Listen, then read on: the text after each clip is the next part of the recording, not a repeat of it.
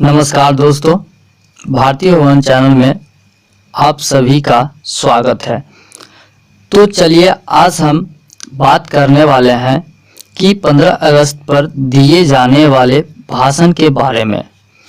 मित्रों, अगर आप भी भाषण की तैयारी कर रहे हो और स्वतंत्रता अवसर के मौके पर आपके कार्यालय, स्कूल, कॉलेज में भाषण देना चाहते हो तो इस वीडियो को पूरा जरूर देखिएगा। तो चलिए वीडियो को शुरू करते हैं। 15 अगस्त वह दिन है जिसका इंतजार सबको रहता है, चाहे बच्चे हो या छात्र या बड़े लोग हो। पर 15 अगस्त को सब लोग मिलजुल कर मनाते हैं। साथ ही 15 अगस्त पर अपने विचार और 15 अगस्त जैसे मौके पर कुछ न कुछ जरूर बोलना चाहते हैं। 15 अगस्त 2020 को अगर आपको स्वतंत्रता दिवस पर भाषण देना है तो आप हमारा ये वीडियो जरूर देखें। तो चलिए शुरू करते हैं भाषण। 15 अगस्त हमारा राष्ट्रीय पर्व है जिसे पूरा देश एक साथ मिलकर मनाता है। 15 अगस्त के दिन भारत के इतिहास का सर्वश्रेष्ठ दिन माना जाता है, क्योंकि 15 अगस्त 1947 को हमारा देश गुलामी के जंजीरों को तोड़ते हुए स्वतंत्र हुआ था और इस देश को आज़ाद करने के लिए न जाने कितने स्वतंत्रता सेनानियों ने अपनी जान गंवाई थी। 200 सालों तक ब्रिटिश शासकों की गुलामी और अत्याचारों को सहने के बाद भारत को आज़ादी मिली थी, जिसकी खुशी में पूरा देश जश्न मनाता है और हम जश्न मना रहे हैं, खुले में सांस ले रहे हैं, आज़ाद घूम रहे हैं। लेकिन एक समय था जब लोग आज़ादी पाने के लिए संघर्ष कर रहे थे। अंग्रेजों ने भारतीयों पर बहुत अत्याचार किया था और लोग उसे सहन कर रहे थे। लेकिन हमारे देश में ऐसे ऐसे अनमोल हीरो जन्मे जिन्होंने भारत को आज़ादी दिलाने के लिए अपना सब कुछ त्याग दिया।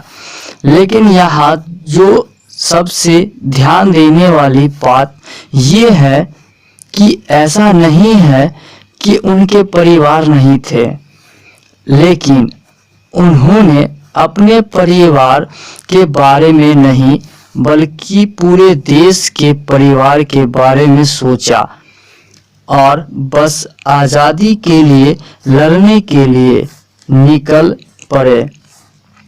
लेकिन सिर पर कफन बांध कर भारत माता को आज़ाद कराने की उन्हें अनेक कष्ट सहने पड़े। स्वतंत्रता सेनानियों के कारण ही भारत आज़ाद हुआ और इन महान व्यक्तियों के बलिदान की वजह से ही हम सब 15 अगस्त को भारत का 74वां स्वतंत्रता दिवस मना रहे हैं। भारत के कई सपूतों ने भारत को आज़ादी दिलाने के लिए अपना सब कुछ खो दिया, खुद की जान की परवाह तक नहीं की और आखिरकार उन्होंने देश की आज़ादी दिला ही दी। लेकिन अब ये हमारा कर्तव्य है कि उनके दिखाए रास्ते पर चलें और भारत की अखंडता, एकता, धर्मनिरपेक्षता को बनाए रखें। यही हमारी मातृभूमि है और हम आज़ाद भारत के आज़ाद नागरिक हैं। हमें हमेशा बुरे लोगों से अपने देश की रक्षा करनी चाहिए। ये सिर्फ सीमा पर खड़े आर्मी या पुलिस की जवानों की नहीं, बल्कि हम सब की जिम्मेदारी है कि हम अपने देश को आगे की ओर ले जाएं और इसे दुनिया का सबसे अच्छा देश बनाएं। और आखिर में इस खास दिन के लिए कुछ विशेष लाइनें बोल रहा हूँ।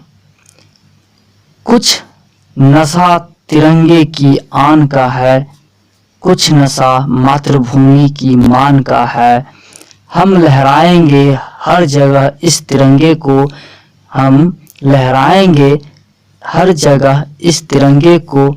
ऐसा नशा ही कुछ हिंदुस्तान की शान का है। मैं एक बार फिर से आपको अपने भाषण को सुनने के लिए धन्यवाद देना चाहता हूं और मुझे आप सभी के सामने अपनी बात रखने के लिए धन्यवाद देना चाहता हूं।